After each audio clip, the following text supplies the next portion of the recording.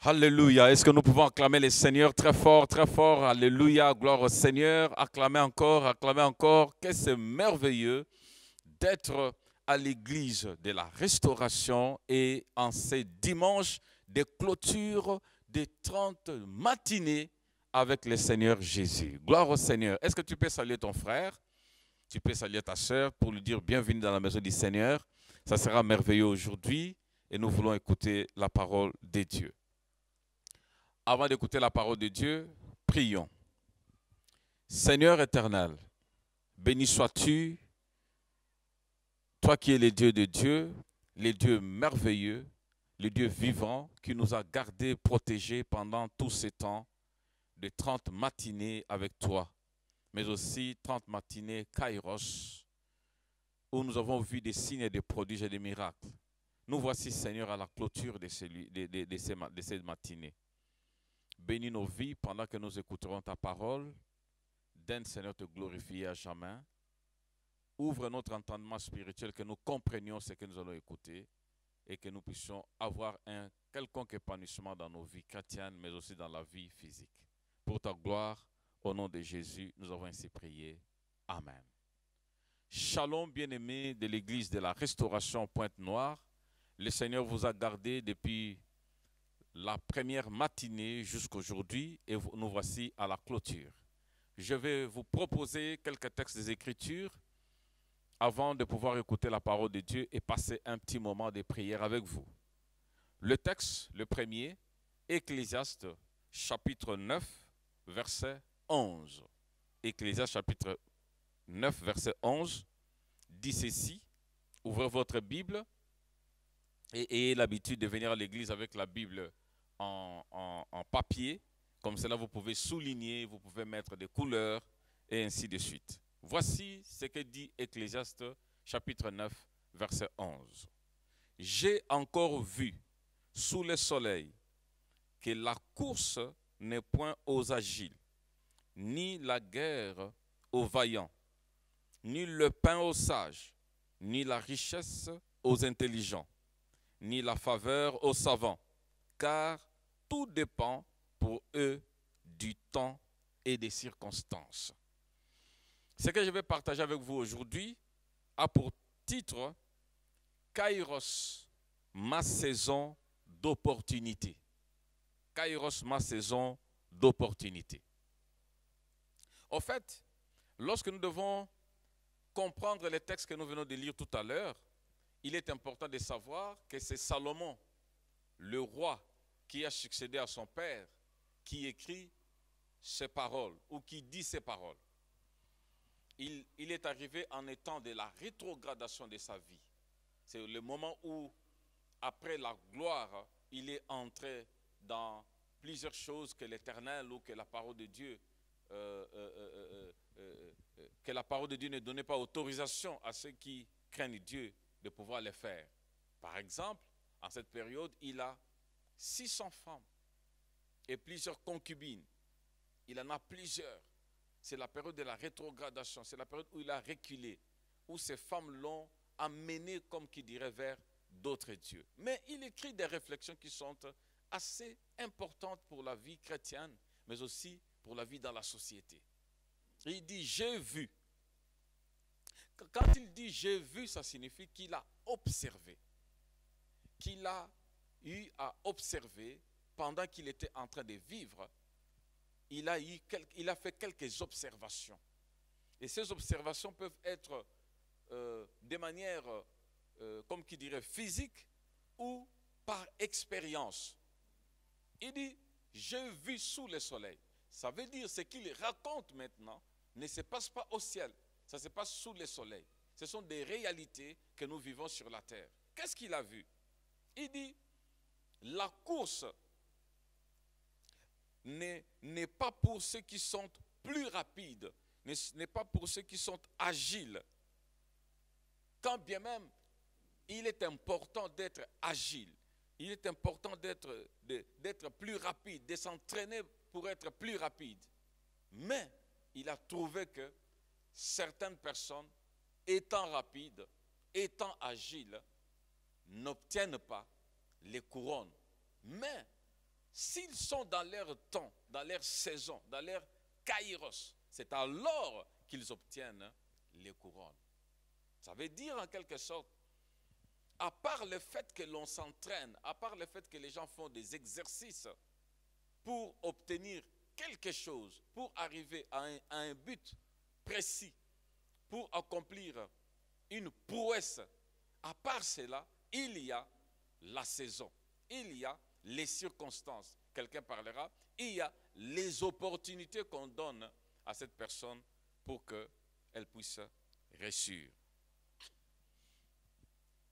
Parlant de la course, les lecteurs de la parole de Dieu savent que Élie le prophète, après avoir fait le miracle de la descente du feu, après avoir tué tous les prophètes de Baal, après avoir défié et tué tous les prophètes de Baal, fait descendre le feu, Élie avait dit à Akab, attelle ton âne, selle ton âne, cours parce qu'il y a le bruit de la pluie qui arrive. Et la Bible dit, Élie courut plus vite que les chars d'Akab, parce qu'il était dans sa saison de l'onction, dans sa saison de défier les gens. Et Salomon remarque que le pain aussi n'est pas donné aux sages. Le pain n'est pas donné aux sages. C'est-à-dire, ce ne sont pas ceux qui sont intelligents, qui préparent des provisions, qui peuvent avoir du pain à tout bout de champ. La famine en Israël a démontré cela. Pendant que tout le monde cherchait du pain, encore une fois, le prophète, cette fois-là, Élisée, a été nourri par une veuve qui avait un peu de farine, qui ramassait 2 morceaux de bois, qui devrait préparer un gâteau et mourir. Mais quand Élisée le prophète est arrivé, qu'est-ce qui est arrivé? La dame a fait cela pour le prophète. Et la Bible dit, pendant la famine, cette veuve n'a pas manqué du pain, elle n'a pas manqué à manger dans sa maison. Pourtant, il y avait des sages, il y avait ceux qui ont fait des provisions en Israël, mais la veuve n'a pas manqué de cela. Donc ça dépend des circonstances. La circonstance ou le temps, ou les kairos qu'ils s'étaient rencontrés, que la veuve s'était rencontrée avec, c'est de rencontrer le prophète et de lui donner ces gâteaux qui lui étaient réservés, elle et son fils, afin de mourir. Donc, elle avait une circonstance, elle avait une opportunité de pouvoir donner au prophète pour que les miracles se déclenchent. C'est ce qui ne s'est pas fait dans la maison des sages. Salomon va plus loin pour dire, la richesse n'est pas pour aux intelligents. Rappelez-vous que Pierre a pêché toute la nuit. Il n'a attrapé aucun poisson. Il a utilisé toutes les méthodes qu'il pouvait utiliser. Si peut-être aujourd'hui, ça allait être un bateau de pêche. Et comme les poissons peuvent être bien gardés ou disons bien capturés la nuit, il a utilisé toutes les méthodes, mais il n'a pas eu de poisson. Mais c'est quand il a rencontré le Seigneur Jésus et quand il a cru à la parole du Seigneur Jésus, jette les filets. Et il a dit, sur ta parole, je jetterai les filets. Et la Bible dit qu'il a accueilli une grande quantité de poissons. Bien-aimé, la réussite dans la vie ne dépend pas seulement de ce que tu as programmé, mais ça dépend de quelles circonstances, de quel temps, de quelle saison, quelle opportunité tu peux saisir. Ici, Élie était dans sa saison de gloire, de puissance. La veuve, avec son fils, était dans sa saison de pouvoir croire aux paroles du prophète, son opportunité. Et Pierre avait l'opportunité de croire à la parole de Jésus ou de ne pas croire. C'est alors qu'ils ont obtenu gain de cause. Et il va plus loin pour dire, la faveur n'est pas aux savants, la faveur n'est pas aux doués, la faveur n'est pas aux surdoués, la faveur n'est pas à ceux qui ont un diplôme quelconque, mais ça dépend des temps et des circonstances. Quand quelqu'un étudie très bien, et c'est ce que nous encourageons, il peut avoir une possibilité de travail dans la société. Mais quand quelqu'un étudie et il ajoute, comme qui dirait, le temps de Dieu, il peut avoir un très bon boulot qui dépasse ses pairs, c'est-à-dire ses collègues de classe. N'avez-vous pas vu des personnes qui étaient intelligentes pendant les études, mais qui dans la société n'ont pas une percée quelconque? Parce que ça dépend de quel travail, ça dépend de quelle personne, ça dépend de quel boulot, ça dépend de quelle ville, ça dépend de quel mariage il a été pour qu'il puisse avoir cette percée-là. La Bible dit quelque part, je vis encore sous le soleil la servante qui hérite de sa maîtresse. J'ai vu des esclaves sur des chevaux et des princes marcher à terre. J'ai vu que la femme qui était dédaignée, il se marie. Pourquoi? Parce que cela ne dépend pas de la beauté. Cela ne dépend pas du fait que tu es maîtresse. Cela ne dépend pas du fait que tu es esclave ou que tu es prince. Mais ça dépend de quelle occasion, de quelle opportunité tu saisis lorsque Dieu se présente à toi. Au fait, c'est quoi le temps? C'est quoi plutôt Kairos? Kairos est donc le temps opportun, le temps T, le temps, le moment M, le moment où tu reçois, comme qui dirait de la part de Dieu, une occasion d'agir pour que tu sois épanoui. Kairos aussi, c'est le temps favorable, le temps où toutes les dispositions sont prises par Dieu lui-même, afin que toi, tu puisses entrer dans ta saison. Tu entres dans ta destinée. Kairos aussi, c'est le temps convenable. Tout le temps n'est pas un bon temps. Il y a un moment convenable que tu dois agir pour déclencher ta destinée, que tu dois agir pour déclencher quelque chose dans ta vie. Il est important de pouvoir le savoir. Alors, Kairos, donc, c'est le temps opportun. Kairos, c'est le temps favorable. Kairos, c'est le temps convenable. Et la Bible dit, cela dépend de la manière dont ils lisent le temps. C'est-à-dire, j'ai vu sous le soleil, la course n'est pas pour les agiles. Le pain n'est pas pour les sages. La richesse aux intelligents, ni la faveur aux savants. Mais cela dépend du temps et des circonstances. Cela veut dire quoi? Cela dépend de la manière dont les personnes lisent le temps. Cela dépend de la manière dont les personnes lisent le temps. Quand quelqu'un a une bonne lecture du temps, il comprendra le moment favorable, le moment opportun ou le moment convenable pour agir. Et quand il comprendra le moment favorable ou le moment opportun pour agir, c'est alors qu'il agira. Et quand il agit, c'est alors qu'il va entrer dans sa destinée. J'ai deux exemples de la parole de Dieu, voire même trois, qui ont démontré que quelqu'un est entré dans son temps pour agir afin qu'il voie des résultats. Le premier exemple se trouve dans Actes des Apôtres, chapitre 14, verset 9 au verset 10. Je disais, Actes des Apôtres, chapitre 9, 14 à 10. Qu'est-ce que le texte des Écritures dit en cette occasion? Je disais, Actes des Apôtres 14, 9 à 10. Il écoutait parler Paul, et Paul, fixant les regards sur lui et voyant qu'il avait la foi pour être guéri, dit d'une voix forte, « Lève-toi droit sur tes pieds. » Et il se leva d'un bond et marcha. À la vue de ce que Paul avait fait, la foule éleva la voix et dit en langue lycaonienne, « Les dieux sous une forme humaine sont descendus vers nous. » Alléluia. Paul était en train de prêcher Et un boiteux était là, regardant Paul. Et Paul, voyant les regards de ces paralytiques, a compris que cet homme avait la foi pour être sauvé. Voyez-vous, la foi pour être sauvé.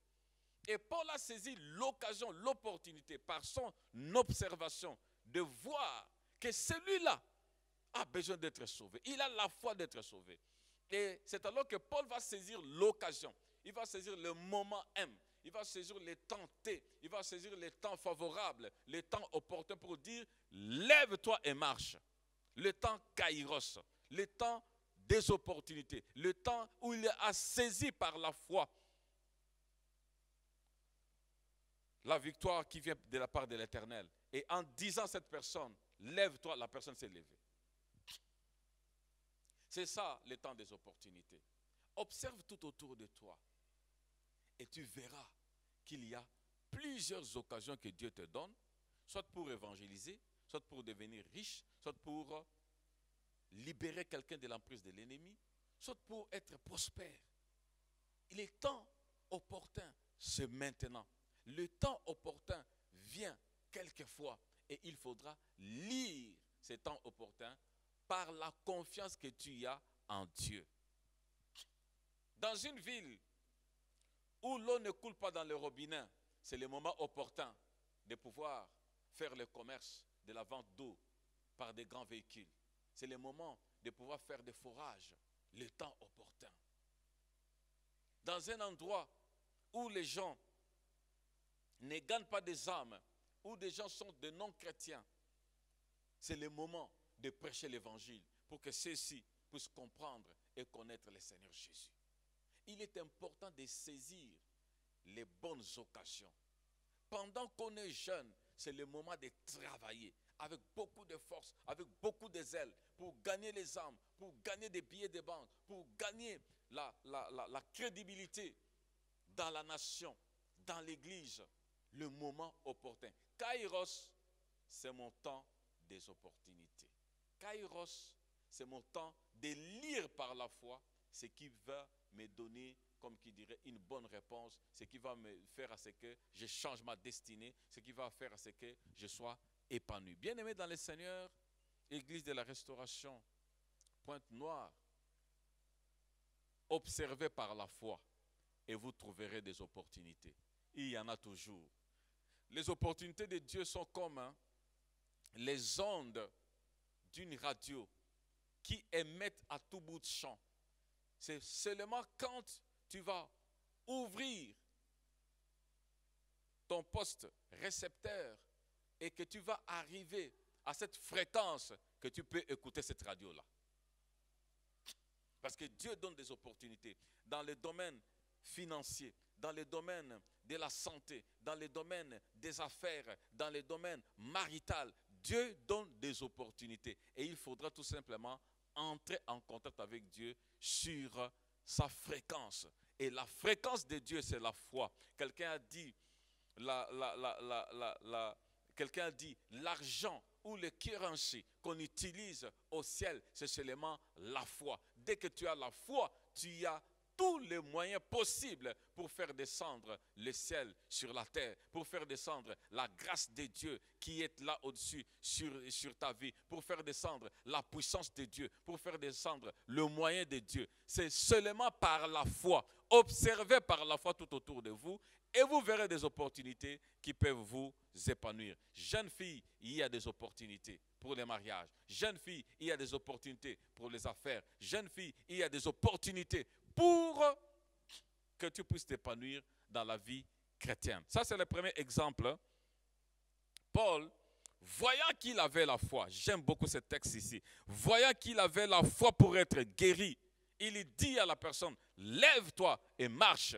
Et la Bible dit, d'un bond, il sauta, il marcha. Alléluia. Que le Seigneur te donne cette opportunité. Quand tu prêches la parole, quand tu parles avec quelqu'un, que le Seigneur te donne cette opportunité de lire que cette personne est sujet du salut. Et tu prononces des paroles pour le salut. Cette personne est sujet pour la guérison. Et tu prononces les paroles de guérison pour ça. Toi-même, tu es sujet à la guérison. Maintenant, au nom de Jésus-Christ, celui qui a la foi pour être guéri, qu'il reçoive la guérison au nom de Jésus. Dans ton corps, dans ton âme, dans ta pensée. Partout où il y a une cellule qui était bloquée quelque part, que le médecin dit quelque chose, sois guéri au nom de Jésus. Alléluia. Parce que c'est ton temps de la guérison.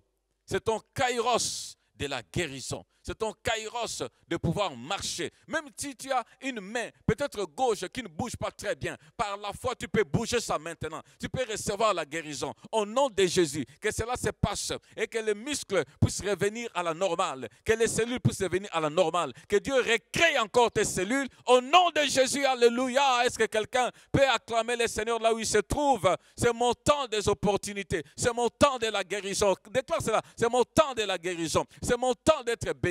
C'est mon temps de retrouver un bon travail. C'est mon temps de me marier. C'est mon temps, c'est mon temps, c'est mon temps de pouvoir comprendre la parole de Dieu. C'est mon temps de parler aussi en langue et d'être baptisé du Saint-Esprit. Alléluia, gloire au Seigneur. Merci notre Dieu.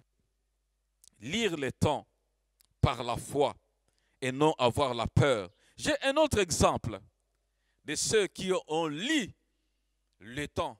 Et ils ont pris l'occasion, ils ont pris l'opportunité de pouvoir faire quelque chose. Luc, chapitre 2, verset 25. Luc, chapitre 2, verset 25, dit ceci. Luc, chapitre 2, verset 25. La plupart des temps, nous lisons ce texte lorsque nous célébrons la nativité de Jésus-Christ. Le texte dit ceci. Et voici, il y avait à Jérusalem un homme appelé Siméon. Cet homme était juste et pieux. Il attendait la consolation d'Israël et l'Esprit Saint était sur lui. Il avait été divinement averti par le Saint-Esprit qu'il ne mourrait point avant d'avoir vu le Christ du Seigneur. Verset 27 maintenant. Il vint au temple poussé par l'Esprit. Et comme les parents apportaient le petit enfant Jésus pour accomplir à son égard ce qu'ordonnait la loi, il les reçut dans ses bras. Bénis Dieu et dit, maintenant Seigneur, tu laisses ton serviteur s'en aller en paix selon ta parole. Oh, quelle occasion, quelle occasion, quelle occasion. Le parent de Jésus l'amenait pour le présenter au temple. Et Siméon a appris de la part du Saint-Esprit que les parents sont en train de venir. Donc, il était poussé par le Saint-Esprit. Il a observé le temps pour venir au temple. Pendant ce moment-là, le parent venait. Et Bakutani. Alléluia. Que le Seigneur te fasse rencontrer avec quelqu'un pour lequel tu diras, maintenant Seigneur, je vis ton salut. Le salut n'est pas tout simplement physique, le salut n'est pas tout simplement spirituel, le salut n'est pas tout simplement, spirituel, mais le salut peut être la personne que tu rencontres, c'est celle-là qui te guide dans les affaires, qui te guide dans la vie chrétienne, qui te guide pour que tu aies un bon travail. Siméon, averti par le Saint-Esprit, prend la résolution de faire un pas. Il y a des opportunités que tu rencontreras si tu fais aussi un pas. Il prend la résolution de faire un pas pour venir au temple. Et au moment où il vient au temple, au moment où il obéit au Saint-Esprit, c'est alors que les parents, qu'il rencontre plutôt les parents de Jésus, venir présenter l'enfant. La Bible dit, il vit Jésus, il est pris et il dit, maintenant Seigneur, je vis ton salut, la consolation d'Israël et je peux partir. Bien-aimé dans le Seigneur, ce que je suis en train de dire, c'est que tu dois connaître, lire le temps par la foi. Lire le temps par la foi, c'est-à-dire comprendre qu'est-ce que Dieu est en train de faire et avoir la foi que c'est le moment que Dieu est en train de faire. C'est le moment que Dieu est en train d'agir. Lorsque dans l'assemblée locale, la présence du Seigneur est là, les gens sont sous la présence, il est important de pouvoir commencer à déclarer des choses qui vont arriver. Dieu lui-même avait compris ces choses-là. Oh, vous allez m'excuser. Dieu lui-même avait compris ces choses. La Bible dit dans Genèse chapitre 1, verset 1 à 2. Au commencement, Dieu créa les cieux et la terre. La terre était informe et vide. Et l'Esprit de Dieu s'est mouvé au-dessus des eaux. Il y avait les ténèbres au-dessus des eaux. Et quand l'Esprit de Dieu se mouvait, la Bible dit, et Dieu dit que la lumière soit, et la lumière fut. Dieu lui-même, le Père lui-même, il a saisi l'occasion. Il a dit, maintenant que l'Esprit est là, maintenant que l'Esprit est en train de se mouvoir, même si le monde est ténébreux, même si le monde, il y a des ténèbres partout, mais je vais saisir l'occasion parce que là où il y a l'Esprit, il y a la liberté. Là où il y a l'Esprit, il y a Dieu. Là où il y a l'Esprit, il y a tout ce qu'il faut. Lorsqu'il a vu, lorsque Dieu a vu l'Esprit se mouvoir, l'Esprit être en train d'aller ça et là, l'Esprit en train de faire quelque chose, l'Esprit en train d'aller ça et là, il dit non, je ne vais pas perdre l'occasion, je vais ajouter la parole pour que la lumière soit. Et la Bible dit, il vit cela et il dit que la lumière soit et la lumière fut. Le temps, Kairos, c'est le temps favorable, c'est le temps des opportunités. Lorsque ça bouge, lorsque l'eau bouge, c'est à ce moment-là qu'il faudra se jeter dans l'eau pour être guéri, pour être sauvé. Lorsque ça bouge, c'est à ce moment-là. Les francophones disent, on bat le fer lorsqu'il est chaud. Bien sûr, par rapport à nous les chrétiens, nous devons battre les fers lorsqu'il est chaud, dans de bonnes choses, pas dans de mauvaises choses. Mais lorsque ça chauffe, lorsque ça va très bien, c'est alors qu'il faut prononcer la parole. Prononcer la parole, parce que la parole de Dieu a le pouvoir, autant que dans la bouche de Dieu ou que dans la bouche d'un homme, cette parole de Dieu a le même pouvoir. Que la lumière soit et la lumière fut. Maintenant que tu écoutes la parole, si tu veux prier, si tu es déjà dans cette onction de prière, tu peux prier pour ta vie. Tu peux t'imposer les mains. Tu peux crier de joie. Tu peux dire des choses qui vont arriver parce que Jésus-Christ est là, présent. Dieu, voyant l'Esprit se mouvoir, il a dit, je ne raterai pas l'occasion. Je vais parler.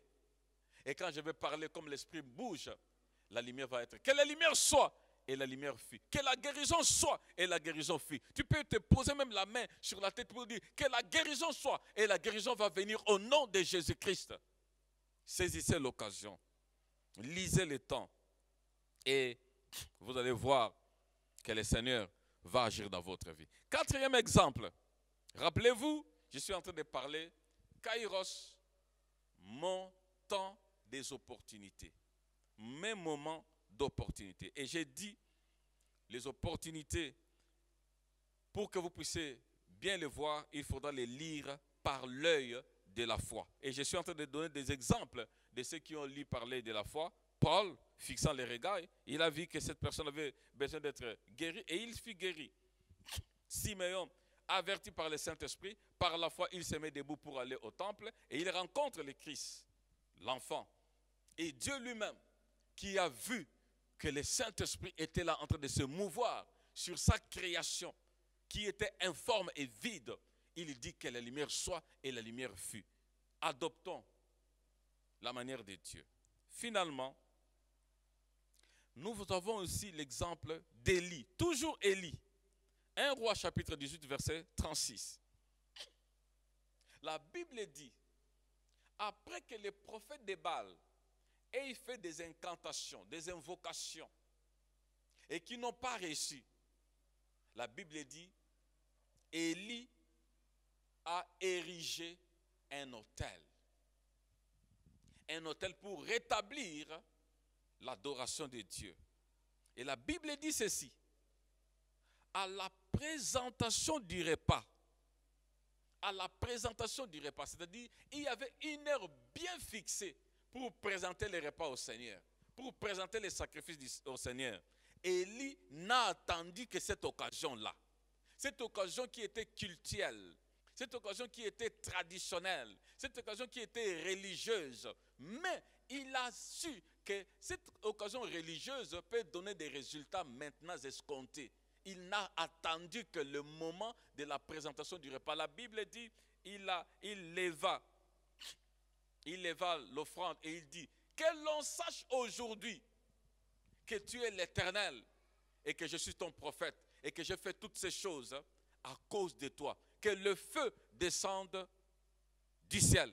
La Bible dit, au moment précis, après avoir fait une prière, une courte prière qui n'a pas duré 1 minute, et le feu descendu. Alléluia. Oh, Mande Shalaka, Marekete Moussali. Et le feu descendu. Il a cherché le moment. Au moment là, pendant que vous avez culte le mercredi, c'est le moment que Dieu descend dans toute sa puissance. Pendant que vous avez le culte vendredi, pendant que vous avez le culte dimanche, au moment précis, là, Dieu descend. Saisissez le temps. Et la Bible dit, et le feu descendu du ciel et consumant l'offrande. Kairos, montant des opportunités. Que le Seigneur ouvre des opportunités au-devant de toi au nom de Jésus. Que le Seigneur lui-même, partout où tu te trouves, dans la salle de classe, à l'université, ou que tu te trouves à la maison, que le Seigneur ouvre des opportunités au nom de Jésus. Quand tu te trouves au marché, le Seigneur ouvre des opportunités au nom de Jésus. Que le Seigneur aussi ouvre des opportunités pour que tu annonces la bonne nouvelle et que tu fasses des miracles et des signes et des prodiges par le nom de Jésus. Que le Seigneur ouvre des opportunités pour cette église de la restauration et Pointe-Noire, qu'il ouvre des opportunités. Cette opportunité fera ce que vous soyez connus dans le monde, vous ayez beaucoup plus de membres, vous ayez beaucoup plus de personnes qui sont disciples par le nom de Jésus. Saisissez ce temps de l'opportunité, tel que je le déclare sur vos vies, tel que je déclare sur ta vie, cela arrivera au nom de Jésus. Que le Seigneur ouvre des opportunités pour que vous ayez la communion fraternelle parfaite et que des gens accourent pour voir ces gens-là dans lesquels la communion est parfaite au nom de Jésus. Que le Seigneur ouvre des opportunités et un temps de signes, de miracles, de prodiges où les gens viendront témoigner qu'ils ont été guéris, qu'ils ont été visités par le Seigneur, qu'ils ont été bénis par le Seigneur, qu'ils ont été visités dans leur foyer en ayant des enfants qui étaient souvent malades, mais qui sont guéris et en bonne santé, en ayant des enfants même, que le Seigneur lui-même ouvre des moments où vous avez des opportunités de témoigner que Dieu est réel, Dieu est celui qui secourt, Dieu est celui qui bénit, Dieu est celui qui fait prospérer à tous égards, Dieu est celui qui fait épanouir par le nom de Jésus. Je prie pour toi maintenant au nom de Jésus. Je prie pour chacun d'entre vous maintenant au nom de Jésus. Que le Seigneur lui-même, l'Éternel, bénisse vos vies, bénisse vos âmes, bénisse votre pensée, bénisse vos travails. Bénissez vos emplois par le nom de Jésus. Que le Seigneur vous garde et vous protège partout où vous êtes. Que le Seigneur vous fasse épanouir à tous égards. Et que le Seigneur bénisse vos vies et que vous puissiez être étonnés qu'effectivement, c'est notre temps. Kairos, le temps des opportunités. Que le Seigneur fasse que vous rencontrez sur votre route des personnes auprès de qui vous trouvez faveur. Enfants, garçons, filles, vous trouvez faveur. Des autorités de la nation, vous trouvez faveur. Au nom de Jésus. Et que l'Éternel Dieu vous fasse prospérer à tous égards. Qu'il ramène des richesses dans vos églises, dans votre église, même dans vos maisons. Et que l'Éternel puisse aussi amener des serviteurs, des servantes qui craignent l'Éternel et qui ont le cœur pour l'œuvre de Dieu. Par le nom de Jésus. Merci Seigneur de nous avoir conduits et d'avoir terminé ces 30 matinées avec bonté et que la gloire revienne à notre Dieu. Allez-y, ayez foi en Dieu, n'ayez pas peur, le Seigneur vous précède et lorsque vous observez que c'est le moment, déclarez la parole, cela arrivera. Pour la gloire de notre Dieu, au nom de Jésus, j'ai ainsi prié et déclaré ces choses. Amen. Que Dieu vous bénisse, que Dieu vous soit favorable. C'est votre temps d'opportunité. Saisissez-les par la foi et vous verrez des choses changer. Dieu vous bénisse et à plus tard.